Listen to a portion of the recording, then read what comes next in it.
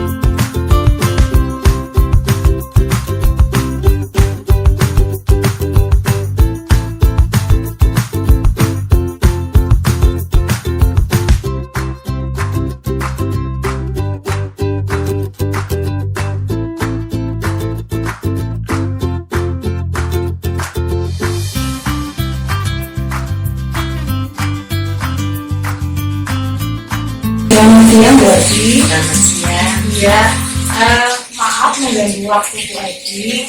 Jadi ini saya ada tugas dari kegiatan yang sedang saya ikuti, yaitu program pendidikan budaya. Nah, di sini saya akan melakukan wawancara dengan Bu Edi selaku kepala sekolah di sekolah di SMP Negeri 3 Pelajaran. Jadi wawancara ini terkait dengan pengalaman Bu Edi dalam mengambil keputusan pada saat mengalami suatu permasalahan. Jadi Bu Edi, untuk pertanyaan yang pertama yang ingin saya tanyakan itu terkait cara Bu Edi dalam mengidentifikasi kasus-kasus yang mungkin pernah Bu Edi alami. Itu bagaimana cara Bu Edi mengidentifikasi kasus tersebut, termasuk dilema etika atau rujukan moral. Jadi kalau menurut saya dilema etika itu jika itu sama-sama benar, keduanya itu permasalahannya itu pilihan solusinya sama-sama benar. Kemudian kalau untuk rujukan moral itu jika pilihan solusinya itu menyangkut moral, itu menyangkut benar lawan salah. Iya, jadi kalau dilema etika itu sama-sama benar, kalau yang rujukan moral ini sudah menyangkut benar atau salah. Jadi kalau dilema etika itu pilihan solusinya keduanya benar, yang membuat jadi dilema, ya sama-sama benar. Ya, kemudian berikutnya Bu, jadi pada saat Bu Edi mengambil keputusan di sekolah terkait dengan kasus yang ada, itu terutama untuk kasus-kasus di mana ada dua kepentingan yang sama-sama benar. Nah, itu bagaimana Bu langkah Bu Edi dalam mengambil keputusan tersebut? Jadi kalau yang berdasarkan pengalaman saya ya Mbak, biasanya saya itu berkoordinasi dan berkolaborasi dengan para pihak yang terkait dengan permasalahan tersebut. Misalkan masalah siswa, ya, dia saking ujungnya setelah ada banyak catatan sehingga ada keputusan yang harus final misalnya dikeluarkan gitu. Namun sebelum sampai ke final tersebut saya berkoordinasi dulu dengan wali kelasnya, kemudian dengan kesiswaannya, dengan guru BK-nya. Nah itu kemudian juga saya mencari informasi juga ke teman-temannya, apakah teman-temannya itu merasa tidak nyaman atau nyaman dengan keputusan yang akan saya ambil. Itu semuanya itu saya lakukan agar saya mendapatkan keputusan yang terbaik. Gitu. Jadi intinya ada koordinasi dengan pihak yang terlibat atau terkait dengan permasalahan yang saya hadapi. Begitu Bu. Ya. Berikutnya Bu, jadi pada saat mengambil keputusan tersebut itu biasanya ada langkah-langkah atau prosedur apa Bu yang Ibu lakukan sebelum mendapatkan solusi yang final seperti itu? Ada beberapa tahap Mbak. Ada beberapa lah ya. Intinya pertama itu Mbak, saya mengenali dulu ini dia itu saya menginventarisir nilai-nilai apa yang bertentangan yang dia lakukan atau terhadap permasalahan tersebut. Kemudian siapa saja yang terlibat di permasalahan tersebut saya inventarisir, siapa saja. Kemudian juga saya mencari fakta-fakta yang relevan saya kumpulkan, tapi fakta bukan ciri-ciri wilayah. Jadi saya mencari fakta, kemudian saya menguji kebenaran salahnya, bisa pakai regulasi, terus secara publikasi saya mencari referensi, kemudian uji legalnya yang dilakukan atau proses itu legal apa tidak gitu. Kemudian juga saya menguji secara paradigma benar salah, itu kan ada paradigmanya, benar yang seperti apa, salah itu kan ada ketentuan benar salah. Kemudian saya juga memakai rasa peduli, Mbak. Kira-kira saya peduli terhadap permasalahan tersebut, bagaimana supaya saya dengan apa yang saya pikirkan nanti saya keberpihakan atau terhadap kepedulian tersebut. Kemudian saya juga akan berusaha mencari berbagai macam solusi, tidak hanya satu solusi. Ya, kalau ini begini, apa ini saya mencari solusi terbaiknya apa, opsi-opsinya, Mbak. Kemudian saya akhirnya setelah tersebut berbagai langkah saya membuat keputusan. Nah, keputusan tersebut lalu sesudah saya buat, saya lihat beberapa saat lalu saya refleksikan, oh ternyata yang saya putuskan ini seperti apa. Kalau ada permasalahan lagi yang setara dengan itu kedepannya seperti apa, itu saya refleksikan. Kira-kira seperti itu, Bu Ani. Kira-kira ya. Langkah-langkah terlebih dahulu. Iya, tidak langsung terburu-buru mengambil keputusan. Berikutnya Bu Adi, jadi dalam pengalaman Bu Adi selama mengambil keputusan itu, menurut Bu Adi hal apa saja yang efektif Bu dalam pengambilan keputusan, terutama pada kasus-kasus dilema etika tersebut Bu? Oh, kalau itu saya beberapa hal yang saya lakukan yang saya berdasarkan dari keputusan saya. Pertama, bagaimana keputusan saya itu adalah yang terbaik untuk murid atau yang berpihak kepada murid. Yang nomor satu. Jadi bukan untuk kepentingan siapa-siapa, tapi adalah murid. Ya, karena sekolah itu kan intinya adalah bagaimana kita itu bisa memberikan yang terbaik kepada murid. Yang kedua, saya akan mendasarkan diri pada nilai-nilai moral atau kebajikan, yaitu misalkan rasa nilai keadilan, kemudian nilai kedisiplinan, kemudian kasih sayang. Jadi mengambil keputusannya juga pakai hati. Yang terakhir, karena saya kepala sekolah, saya harus bertanggung jawab terhadap semua keputusan yang saya buat. Itu. Jadi intinya dasarnya ada 3 hal ya Bu. 3. Pada murid, kemudian Ya. Keduanya saya ada nilai di dalamnya ya, rasa tanggung jawab saya. Iya, karena itu saya adalah kepala sekolah, saya bertanggung jawab terhadap apa yang saya putuskan. Kemudian Bu, tantangan apa saja yang pernah Ibu hadapi selama proses pengambilan keputusan Bu? Banyak, Mbak. Terutama itu karena di dunia kan ada 2, ada setuju, tidak setuju. Nah, itu ada yang pro, ada yang kontra.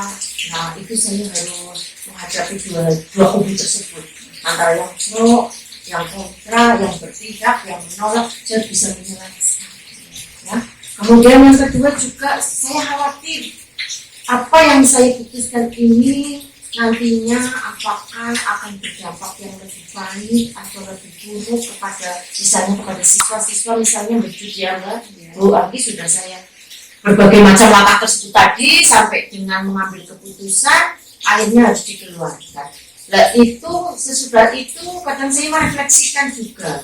Bahkan saya mencari informasi terhadap siswa tersebut, bagaimana sih sekarang dia nasibnya itu. Jadi saya ada kekhawatiran atas keputusan yang saya ambil dan juga saya kadang itu terkendala oleh antara 2 kubu yang saling pro dan kontra terhadap apa yang setelah saya putuskan ya.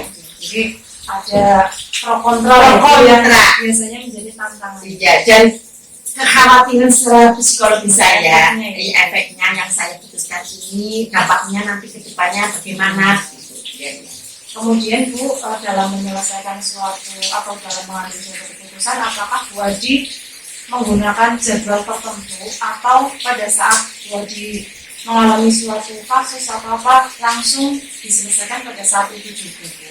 Kemudian bentuk atau prosedur yang bagaimana yang Ibu lakukan untuk mengambil suatu keputusan dari suatu masalah.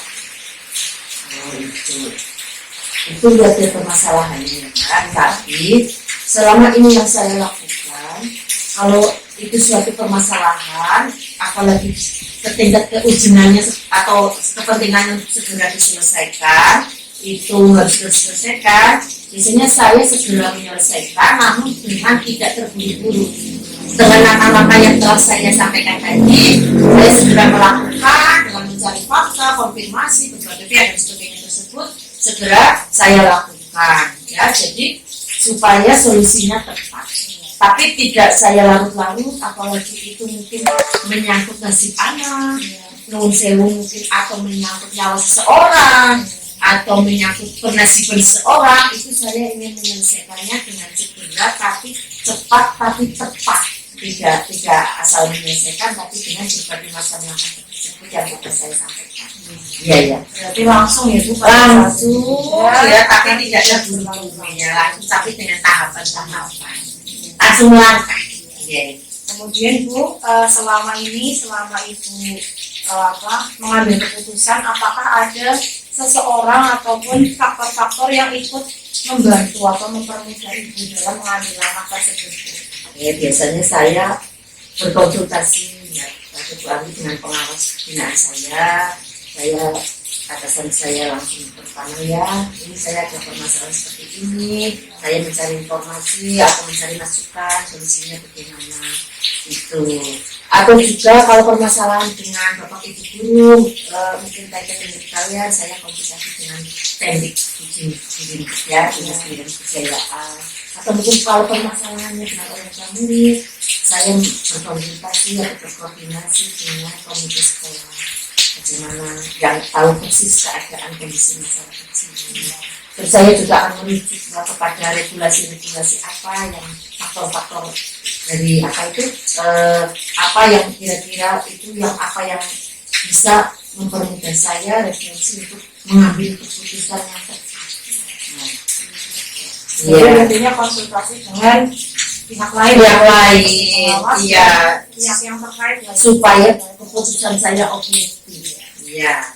Kemudian yang terakhir Ibu, jadi dari semua yang telah disampaikan Ibu tadi itu, terutama dalam langkah pengambilan keputusan, pembelajaran apa yang dapat Bu Adi petik dari pengalaman-pengalaman yang sudah Ibu lalui selama ini sebagai seorang pemimpin? Jadi intinya kalau ada suatu keputusan, kita itu harus proaktif, tidak boleh reaktif. Apa itu reaktif? Itu terburu-buru, kepentingan.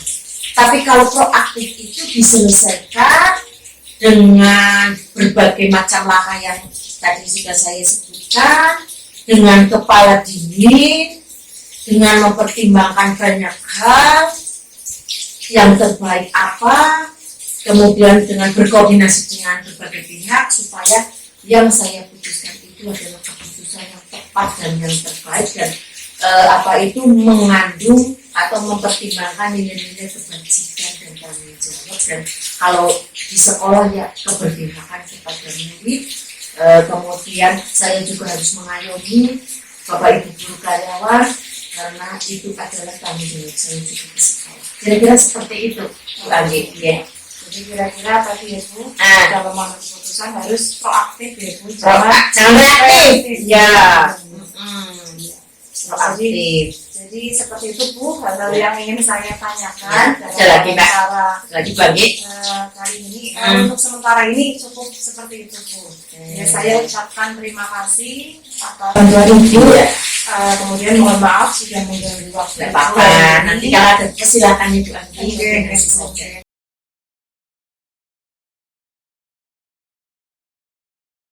Selamat siang Bu Eva. Selamat siang. Mohon maaf saya mengganggu waktu Bu Eva. Ya. Ini saya ada tugas dari program yang sedang saya ikuti, yaitu program pendidikan guru penggerak. Jadi dalam tugas ini saya diminta untuk mewawancarai kepala sekolah ataupun pimpinan urusan di suatu sekolah. Nah, di sini saya ingin meminta bantuan Bu Eva sebagai Wakakurikulum 1 di SMP Negeri 3 Pengadegan. Bisa ya Bu Eva ya untuk kalian ini. Terima kasih. Ya, jadi saya ingin bertanya Bu Eva. Bu Eva kan tentunya sering menemukan suatu permasalahan dalam melaksanakan tugas sebagai seorang wakakurikulum ya Bu. Nah, dalam permasalahan atau kasus-kasus tersebut, bagaimana cara Bu Eva mengidentifikasi kasus tersebut termasuk dilema etika atau bujukan moral Ibu? Ya. Kalau dalam tugas saya sebagai wakakurikulum pasti tetap ada kendala atau kasus-kasus yang saya alami. Kalau dilema etika itu adalah sesuatu yang dua kasus yang semuanya benar tapi mempunyai efek yang berbeda. Terus kalau yang bujukan moral adalah salah satu itu benar dan salah satu salah. Oh iya, ya baik Bu. Jadi kalau dilema etika itu pilihan solusinya semuanya benar ya Bu, ya. Tapi kalau bujukan moral itu ada yang benar dan ada yang salah ya Bu. Ya, baik. Kemudian berikutnya Bu, bagaimana Ibu menjalankan pengambilan keputusan di sekolah, terutama untuk kasus-kasus di mana ada kepentingan yang di situ keduanya benar Bu. Jadi keduanya punya nilai kebajikan. Nah, di situ bagaimana Ibu mengambil suatu keputusan? Saya mengambil keputusannya koordinasi dulu dengan pimpinan. Kalau di sekolah itu kepala sekolah, kita sharing, kita pilih mana yang keputusan itu keberpihakannya terutama kepada siswa, itu mana yang lebih menonjol untuk siswa seperti itu. Ya baik Bu, berarti di sini Ibu mengutamakan keputusan yang nantinya lebih berpihak pada murid ya Bu. Iya. Ya, apapun keputusan itu karena sama-sama benar ya kita mengutamakan siswa ya. Ya baik Bu. Kemudian langkah-langkah atau prosedur seperti apa yang biasa Ibu lakukan dalam pengambilan keputusan tersebut Ibu? Ya. Saya telusuri dulu apa akar permasalahannya, terus apabila kita sudah mendapatkan akar permasalahannya, kita diskusikan dengan beberapa guru dan juga nantinya diskusikan juga dengan pimpinan kita di sekolah. Ya, baik Bu. Jadi ditelusuri ya Bu, Iya. penyebabnya mungkin Iya. apa ya. Kemudian dari situ karena Ibu selaku kurikulum, misalkan permasalahan pembelajaran mungkin Iya. Ibu yang sering ya, terus Ibu diskusikan dengan pimpinan ya. Berikutnya ya Bu, hal-hal apa saja yang selama ini Ibu anggap efektif dalam pengambilan keputusan Bu untuk kasus-kasus yang berupa dilema etika? Ya. Yang menurut saya efektif adalah kita tetap tadi yang utamanya adalah keberpihakan kepada murid, terus kita telusuri kasus-kasusnya apa saja, terus kita koordinasikan dengan pimpinan, kemudian kita ambil keputusan yang kira-kira bisa dipertanggungjawabkan dan juga tetap keberpihakannya kepada murid. Ya, baik Bu. Jadi tetap ditelusuri lah ya Bu, Iya. penyebabnya agar nanti setelah berkoordinasi juga diperoleh pilihan solusi yang tepat ya Bu, yang paling baik untuk semua, terutama untuk siswa ya Bu. Ya, kemudian hal-hal apa saja yang selama ini merupakan tantangan Bu dalam Ibu mengambil suatu keputusan di suatu kasus Bu? Ya. Hal-hal yang saya hadapi ya misalnya adalah mungkin karena di situ itu banyak personel, banyak orang, jadi dengan karakter mereka yang berbeda-beda, kadang kita harus lebih sabar dan harus lebih memahami karakter mereka, dan bagaimana cara kita menyelesaikan masalah juga harus sesuai dengan karakter mereka. Setelah itu kasus-kasus yang dihadapi itu tetap kita koordinasikan dengan teman atau juga utamanya dengan pimpinan kita. Ya. Jadi tantangannya berupa karakter yang berbeda Iya. ya Bu, dari rekan-rekan sejawat di sini yang mungkin kita tidak bisa berlaku sama ya dalam menegur mungkin ya, atau Inilah penyelesaian kasus. Ya, kemudian apakah Ibu memiliki jadwal Bu, jadwal tertentu, misalkan menemukan suatu permasalahan, apakah Ibu menyelesaikan langsung pada saat itu atau membuat jadwal tertentu Bu? Ya. Kemudian bentuk atau prosedur seperti apa yang Ibu jalankan dalam penyelesaian masalah tersebut? Ya. Kalau jadwal itu mungkin menyesuaikan dengan permasalahannya. Kalau permasalahannya itu bisa diselesaikan pada saat itu, bisa diselesaikan waktu itu juga. Tapi kalau membutuhkan waktu atau prosesnya itu tidak hanya waktu itu selesai, kita juga tetap berkoordinasi dan merancang kegiatan untuk menyelesaikan kasus tersebut. Ya, jadi disesuaikan ya Bu Ya. dengan permasalahannya apa. Apakah bisa langsung terselesaikan atau tidak ya Bu? Kalau memang butuh waktu ya kita berarti perlu berkoordinasi lah Bu, atau perlu waktu yang lebih. Ya, kemudian adakah seseorang Bu atau faktor-faktor yang membantu Ibu, mempermudah Ibu dalam mengambil suatu keputusan saat Ibu mengalami suatu permasalahan? Ya, yang pastinya adalah yang membantu adalah pimpinan kita atau kepala sekolah dan juga teman-teman yang istilahnya di sini adalah yang satu pemikiran, atau bisa juga yang biasanya dia punya waktu senggang, kita bisa sharing ke dia, dan yang tadi finalnya adalah tetap ke kepala sekolah seperti itu. Ya, baik Bu. Jadi pasti ada ya Bu, Ya. yaitu rekan yang satu pemikiran, ya, kemudian memiliki waktu ya, karena mungkin di sekolah kan kesibukannya bermacam-macam ya Ibu, tetapi keputusan akhir tetap di kepala sekolah. Iya, dikonsultasikan dengan kepala sekolah. Kemudian yang terakhir Ibu, dari semua yang Ibu sampaikan tadi, dari pengalaman-pengalaman Ibu dalam menyelesaikan suatu permasalahan terkait dilema etika ini, pembelajaran apa yang bisa Ibu petik ya dari pengalaman-pengalaman tersebut Bu? Ya, kalau pembelajaran yang saya ambil dari kita dengan dilema etika itu adalah kita harus, kalau menurut saya harus memahami teman-teman kita yang sejawat, terus karena kita juga keberpihakannya kepada siswa, kita juga tetap memahami seperti apa siswa kita, walaupun dengan jumlah banyak, paling tidak bisa dikategorikan per kelasnya bagaimana. Terus teman-teman kita itu mempunyai sifat yang seperti apa, sehingga kita bisa menyelesaikan dengan cara kita dengan sifat mereka seperti itu. Jadi kita tidak bisa disamaratakan baik siswa ataupun guru untuk menyelesaikan masalah apabila pun masalah itu berbeda seperti itu. Jadi kita harus saling memahami. Terus yang utamanya adalah mungkin lebih ke kita istilahnya itu sabar ketika ada permasalahan. Jadi tidak terburu-buru mengambil keputusan seperti itu. Ya baik Bu, jadi hikmahnya diantaranya Ibu jadi lebih belajar memahami ya Bu, baik siswa maupun rekan sejawat di sini, karena dalam penyelesaian permasalahan tentunya kita juga menyesuaikan ya Bu dari kondisi rekan tersebut lah yang berkaitan. Ya, itu saja Bu yang saya tanyakan. Saya mengucapkan terima kasih atas waktunya. Mohon maaf ini sudah mengganggu waktunya Bu Eva, ya. Nggak apa-apa. Iya, saya ucapkan terima kasih. Mohon doanya semoga apa yang saya lakukan ini bisa memberikan manfaat ya Bu, dan diberi kelancaran. Terima kasih Bu Eva. Ya, sama-sama.